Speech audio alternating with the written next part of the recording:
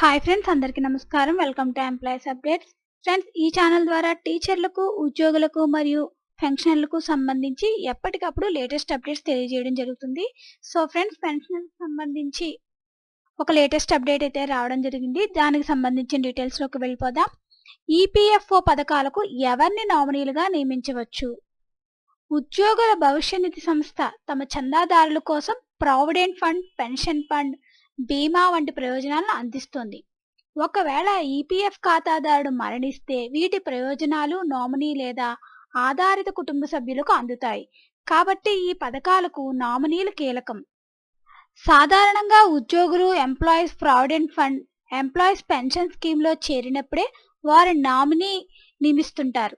EPFO సభ్యులు వివాహితులు అయినా కాకపోయినా కుటుంబ సభ్యులు లేనివారు కూడా నామినీని నియమించుకోవచ్చు. ఈపీఎఫ్ఓ సభ్యుడు ఉద్యోగంలో ఉండగా మరణించినప్పుడు మాత్రమే ఈడీఎల్ఐ కింద బీమా లభిస్తుంది.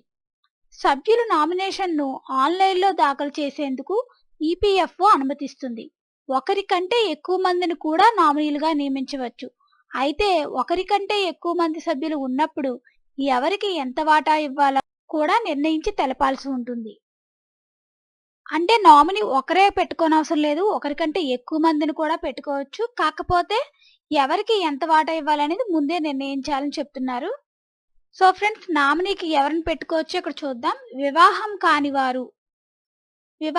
వారైతే ఈపీఎఫ్ ఈడీఎల్ఐ కోసం అతడు లేదా ఆమె ఆధారిత తల్లిదండ్రులను నామినీగా నియమించవచ్చు. ఈపీఎఫ్ కోసం ఎవరినైనా నామినీగా ఉండొచ్చు. వివాహం కాని వారికి కుటుంబ సభ్యులు లేకపోతే ఈ స్కీమ్ కోసం ఎవరైనా లేదా సంస్థను నామినీగా నియమించవచ్చు. ఈపీఎఫ్ కోసం ఎవరినైనా నామినీగా నియమించవచ్చు. ఈపీఎఫ్ సభ్యుడికి వివాహం అయి ఉంటే గనక పురుష సభ్యులు నామినీలుగా, లేదా భార్య పిల్లలు, ఆధారిత తల్లిదండ్రులు, కుమారుడు మరణించినట్లయితే భార్య పిల్లలను నామినీగా నియమించవచ్చు.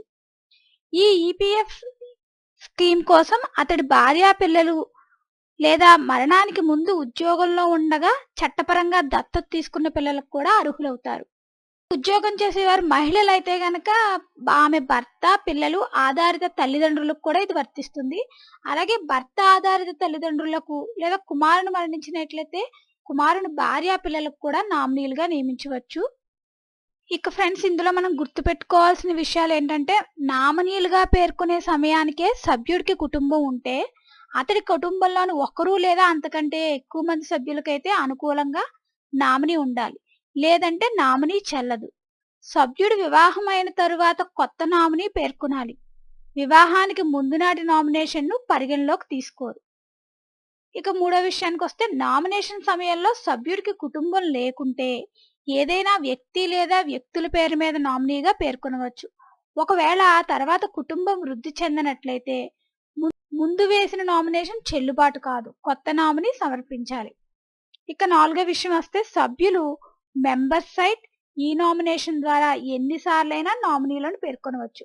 అయితే చివరి నామినేషన్ మాత్రమే పరిగణలోకి తీసుకుంటారు. సో ఫ్రెండ్స్, ఈ నామినేషన్ ద్వారా ఎన్నిసార్లైనా నామినీలు అయితే పేర్కొనవచ్చు. అయితే చివరి నామినేషన్ మాత్రమే పరిగణలోకి తీసుకుంటారు. ఫ్రెండ్స్, ఈ వీడియో కనుక మీకు నచ్చినట్లయితే లైక్ చేయండి, షేర్ చేయండి. అలాగే మన ఛానల్ సబ్స్క్రైబ్ చేసుకోండి. Thanks for watching this video.